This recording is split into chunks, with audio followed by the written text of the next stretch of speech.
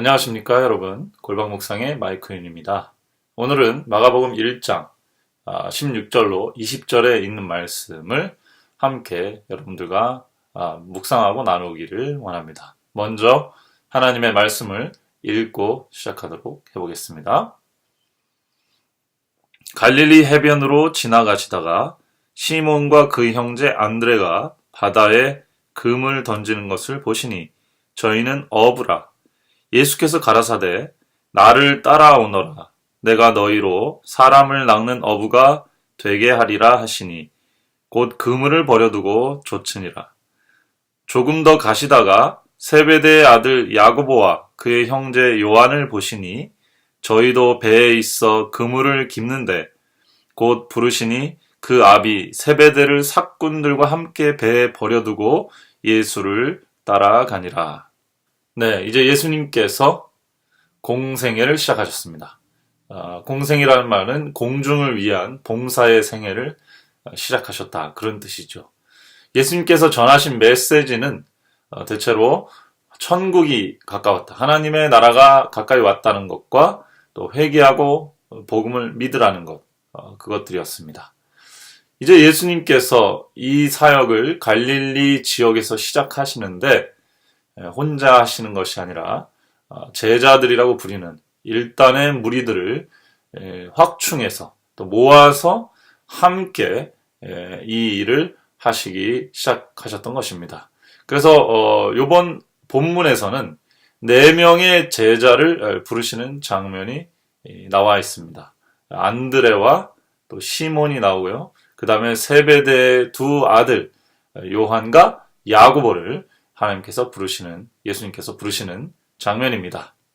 한 무리를 갈릴리 바닷가에서 보시고 그들을 부르셨는데 그는 시몬과 그의 형제 안드레였습니다. 여기 보면 시몬과 안드레는 형제로 나와 있고요. 갈릴리 바닷가에서 어부 생활을 하는 그런 사람이었음을 알 수 있습니다.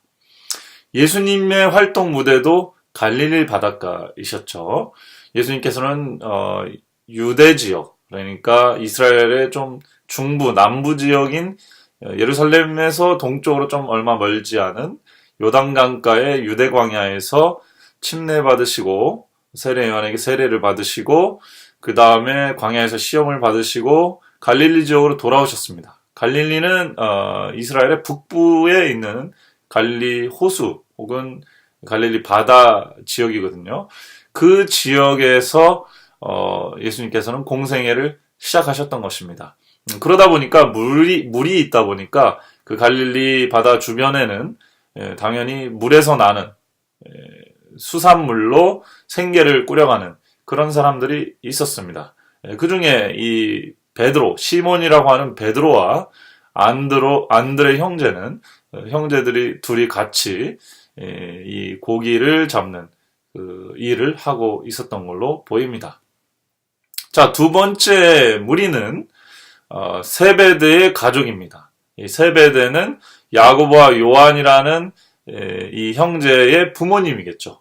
근데 여기는 좀 이 어업 사업이겠지만 조금 더 크게 한 것 같습니다. 베드로네보다는 좀 더 크게 했던 것 같아요. 왜냐하면 삭군들도 함께 일을 하고 있었고 또 가족이 전체가 그 사업에 참여하고 있었던 모습을 보니까 조금 베드로네보다는 규모가 좀 있거나 혹은 돈이 좀 있는 좀 큰 어업을 하고 있던 그런 모습들로 우리가 추정을 해볼 수가 있겠습니다.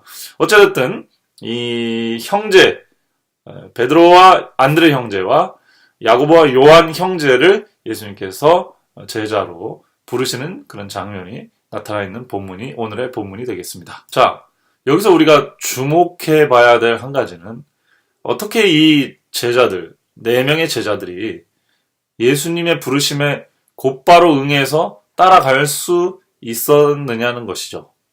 우리는 이 성경 말씀들을 굉장히 간단하게, 한 절 한 절을 간단하게 읽고 진행해 나가지만은 사실은 이 문장 하나하나가 그리 간단한 상황을 설명한 것은 아닙니다. 물론 간단한 문장으로 설명이 되어 있지만 그 상황은 그리 간단하지는 않았던 것이죠. 자, 예수님 당시 시대를 한번 상상해 보십시오. 한 일단의 무리가 먹고 살기 위해서 매일매일 바다로 나가서 물고기를 잡아서 물고기를 팔아야 됐습니다. 그러나 그 나라는 로마의 압제를 받고 있었고 로마의 세금을 들여야 되는 그런 상황이었습니다. 그런데 상황이 조금 더 안 좋은 것은 이 민족은 하나님의 선택한 민족이라는 자긍심과 자신감으로 살던 민족인데 로마의 속국이 되었고요. 제사장들이나 정치인들은 이 로마로부터 독립운동을 펼치고 또 로마랑 싸워서 자신들의 나라를 독립을 해야 된다고 생각을 하고 있는데 지도자들은 그런 일을 하지 않고 오히려 로마와 타협하고 로마에 뇌물을 바치고 로마 정치인들하고 이렇게 협력을 해서 자신들이 백성들 위해 군림하는 세력을 계속 인정받고 있었던 것입니다.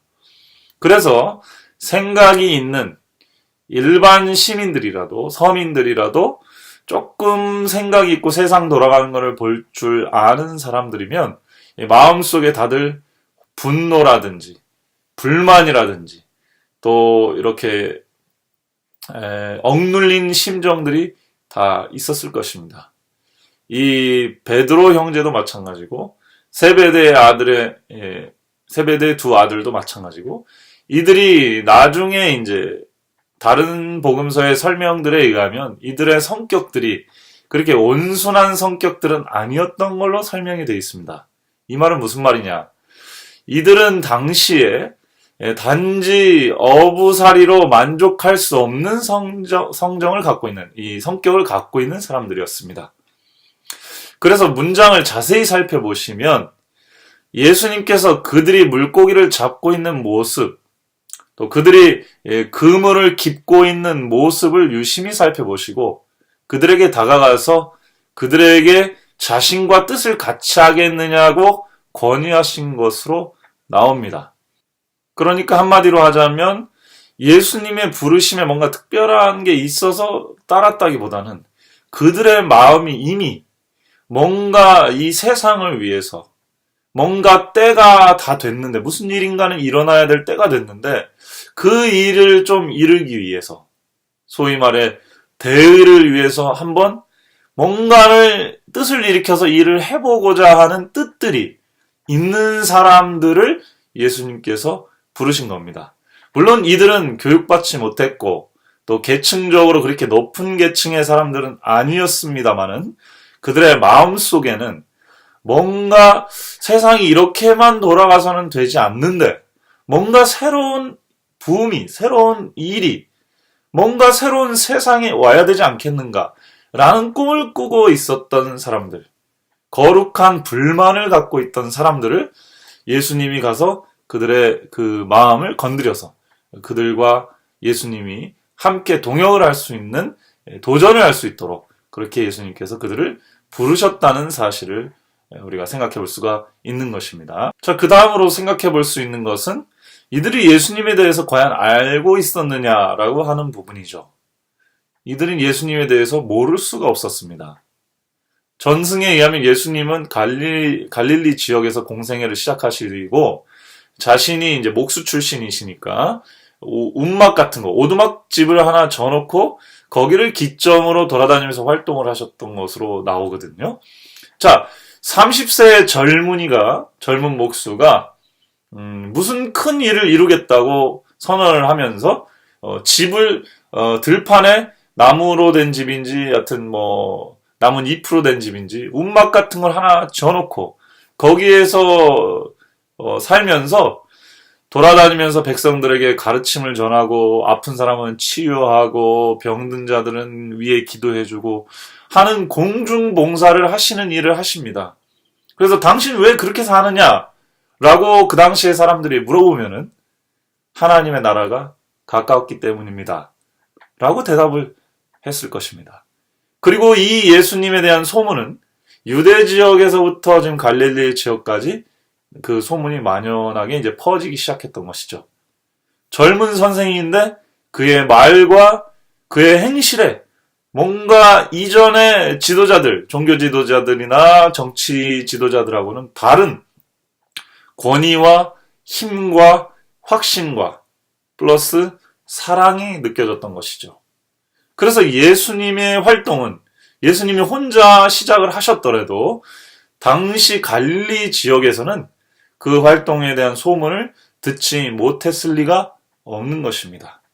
그래서 이러한 예수님의 소문과 또 제자들의 새로운 세상을 갈망하는 제자들의 빈 마음, 허기진 마음이 딱 만났기 때문에 제자들이 모든 것을 버려두고 예수님을 따라갈 수 있었던 것이라고 생각을 해볼 수가 있겠습니다. 아마 베드로와 안드레 그리고 세베대의 두 아들 야고보와 요한은 뭔가 세상을 위해서 공중에서 사람들 앞에서 뭔가 일을 해보고 싶은 마음이 있었겠죠. 그러나 아마 주변 가족들이 말렸을 것입니다. 베드로는 이후에 나오지만 이미 결혼을 한 상태고 적어도 아내, 그다음 장모 이런 식의 가족이 있었습니다. 아마 안드레랑 둘이 일하면서는 뭔가 무슨 특별한 일이 일어나야 되지 않는가? 사람들이 고통스러워하고 있고 세상은 점점 험악해 가는데 우리가 뭔가 이 세상을 위해서 해봐야 되지 않는가라는 얘기를 할 때 둘은 그렇게 얘기를 했겠지만 주변 사람들은 당신들은 교육도 받지 못하지 않았소. 당신들은 재능도 없지 않소. 당신들은 성경도 잘 알지 않고 언어도 교양이 있지 않고 당신들이 무엇으로 돈도 있지 않고 당신들이 뭘 믿고 무슨 일을 할 수 있겠어. 이런 얘기를 들었을 것이고 베드로와 안드레 같은 경우 우리 정말 그렇지. 우리가 한낱 어부인데 그러면서도 물고기를 잡으면서 갖다 팔면서도 마음속에 한 군데는 내가 이런 일로 만족할 사람은 아닌데 이게 내 인생의 전부는 아닌데 라는 생각을 하고 있을 거란 말입니다. 그때 예수님의 활동에 대한 소문이 들려왔고 그 예수님이 사람들한테 가르치다가 사람들이 많이 모여있는 바닷가의 어시장에서 가르치다가 아마도 근처 바닷가에서 물고기를 잡고 있던 베드로와 안드레의 그 모습, 그 표정, 그들의 속마음의 허기진 마음, 그들의 꿈 이런 것들을 보시고 가까이 가서 저 나사렛 예수입니다. 혹시 저를 아시나요? 들어보셨을 수도 있겠죠. 지금 베드로와 시몬과 안드레 형제분이라고 하셨죠? 제가 두 분이 고기를 잡는 모습을 보니까 지금 이런 일로만 생계하시는 걸로만 만족이 다 되시지 않으시는 분 같은데 저랑 같이 사람 낚는 일을 좀 해보시겠습니까? 이렇게 그 상황을 생각해 보면 이렇게 예수님께서 제시하지 않았을까 생각이 됩니다. 아마 베드로는 또 안드레는 이 젊은이의 이 말을 믿고 뭘 믿고 따라가느냐 생각을 잠깐 했겠죠. 그러나 마가복음은 곧 모든 것을 버려두고 예수를 따랐다는 얘기를 표현하고 있습니다. 그 말은 그들의 마음속에 누군가 그런 이야기를 해주기를 간절히 기다리고 있었다라는 말도 된다는 의미입니다. 다시 말해 예수님은 그들에게 그들이 원하는 꿈을 이룰 수 있게 해주겠다고 부르셨던 것입니다. 그러나 그 모습은 그들이 인간적인 야망이 아니라 그들 마음속에 가졌던 거룩한 꿈, 고통받는 사람들을 위해서 뭔가 우리가 해줘야 되지 않느냐 라는 마음의 큰 그 뜻을 예수님께서 건드리셨던 것이죠. 비유도 참 멋있습니다. 그들은 물고기를 물속에서 건져내서 사람들한테 팔고 가치를 인정받는 어부였습니다. 예수님은 하늘에서 오셔서 이 세상에서 사람들을 건져다가 그들의 진짜 가치 있는 곳으로 드러내는 그런 일을 하시는 분이셨죠. 그래서 사람을 낚는 어부란 얘기를 들었을 때 이 시몬 베드로와 안드레는 마음에 큰 울림이 있었을 거라고 생각합니다. 고통 중에 있는 사람들, 절망 중에 있는 사람들, 시련을 당했거나 가족을 잃은 슬픔에 빠진 사람들, 나라를 잃은 서름에 복받치는 사람들, 그 사람들을 건져서 하나님의 나라로 이끌 수 있는 그 일을 그들은 하고 싶었던 것이죠. 그러나 이스라엘의 종교 시스템상에서는 그 어부들은 그 일을 할 수가 없는 것처럼 여겨졌었던 것입니다. 그러나 예수님께서 그 일을 그들에게 약속하셨습니다. 예수님은 메시아라는 이유는 그런 전통, 인간의 구원을 맡고 있는 그런 옛 구습을 철저하게 깨셨던 그런 부분에 있습니다. 세베대의 가족도 마찬가지입니다. 세베대의 두 아들 요한과 야고보는 그들은 집이 어부지만 집이 약간 재산이 있었고 또 가정이 있었을 것입니다. 그러나 그들의 마음에 뭔가 큰 일을 좀 해보고 싶은 꿈이 있었을 것이고 특히 젊은 요한은 굉장히 영적으로 민감한 사람이었을 것입니다. 우리가 요한복음을 읽어보면 알겠지만은 굉장히 깊이 사고하는 사람이고 사물의 시작과 끝을 궁구할 줄 아는 그런 사람이었습니다. 그래서 그 요한 같은 품성, 잠재성을 가진 사람에게 그냥 물고기를 낚시하고 그물을 깁는 그 일은 완전히 만족이 되지 않았을 것입니다. 물론 그렇게 해서 생계를 하고 가족을 먹여 살리는 일도 중요한 일이지만 그때에, 그 시대에 누군가는 해야 될 어떤 일을 위해서 자신을 헌신하고 싶은 그런 마음이 있었다는 것이지요. 우리가 가정을 갖고 생계를 위해서 자기의 잡을 가지고 직장을 다니는 것은 아무도 욕하지 않습니다. 그러나 나라를 잃었을 때 아무 일도 하지 않고 자기 가족, 자기의 삶을 위해서 조용히 생계만 했던 사람들은 우리는 욕을 하진 않지만 아쉬운 마음을 표현할 수는 있습니다. 나라를 잃었는데 어떻게 똑같이 그렇게 살 수 있었는가? 라는 얘기를 할 수 있겠지요. 지금 이스라엘의 상태는 그런 상태였다는 것을 여러분 유념하셔야 됩니다. 그들은 로마의 나라를 잃었고 더 나아가 선지자가 없었던 그리고 하나님의 계시가 사라진 지 수백 년이 된 영적 암흑기를 살고 있었습니다. 그래서 누군가 하나님의 말씀을 전해줘서 이 절망과 슬픔에 빠진 백성들을 건져 올려줄 사람이 필요하다. 그렇게 생각하고 있었고 누군가는 그렇게 했으면 좋겠다라는 마음의 갈망이 있었던 사람들입니다. 아마 혹간 자신들이 그런 일을 할 수만 있으면 하고 싶다는 생각을 했을 수도 있겠죠. 이게 중동 쪽 사람들, 그쪽 사람들의 열정입니다.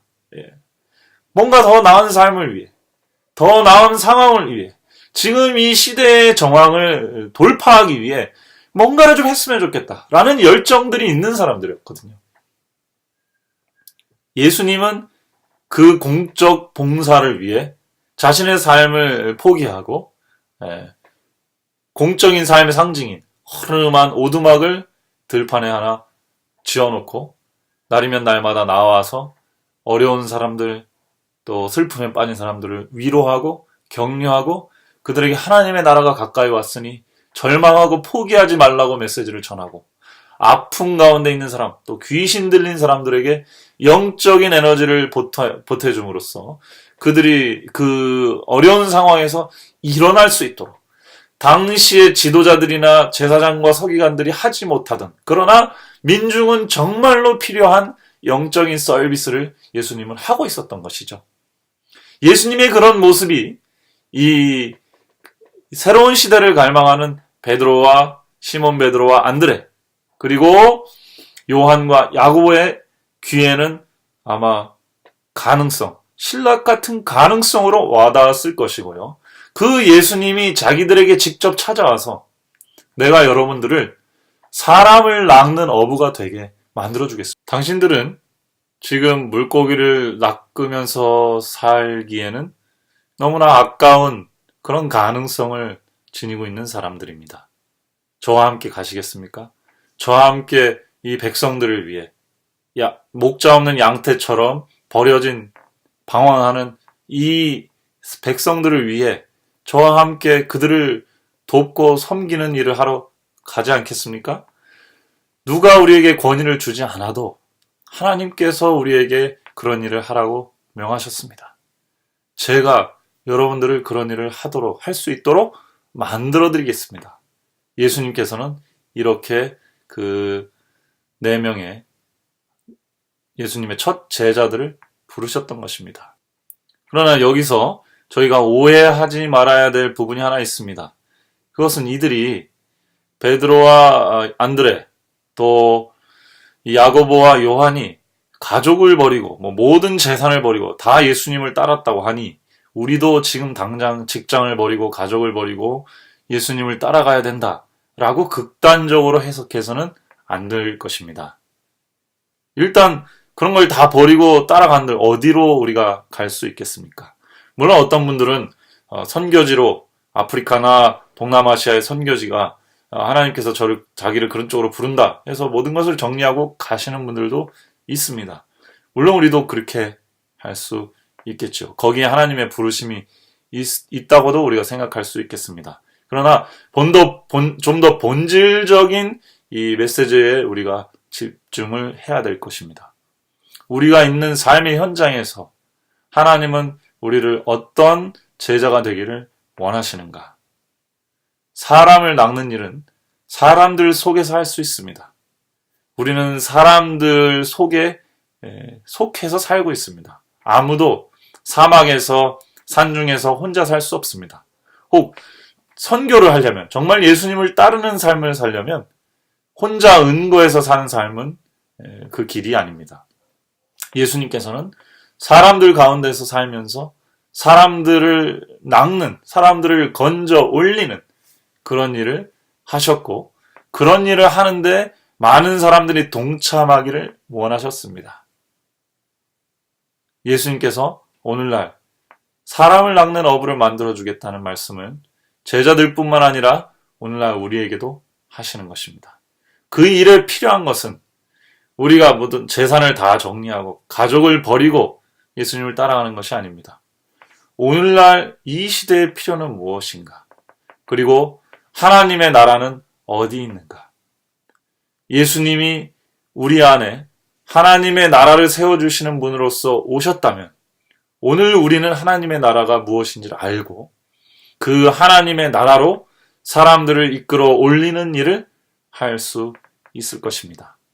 이때 부른 제자들은 사실 3년 반 동안 예수님과 활동을 하면서 예수님이 사람을 낚는 모습에 필요한 도움을 옆에서 주긴 했지만 사실상 이들이 정말 사람을 낚는 어부가 된 것은 이들이 예수님이 십자가에 달리시고 승천하신 이후에 그들에게 예수님은 떠나시고 그들에게 이 지상의 교회가 맡겨졌을 때 이들은 진짜로 사람을 낚는 어부의 역할을 할 수가 있는 사람이 되었고 그들이 어부로 그냥 살았다면 지금 이렇게 많은 사람들을 구원하는 현장에 주인공으로 설 수 없었겠다고 하는 그런 마음을 가지고 과거를 회상했을 것입니다. 오늘날의 시대도 영적인 도움이 아주 긴급하게 필요되는 시대입니다.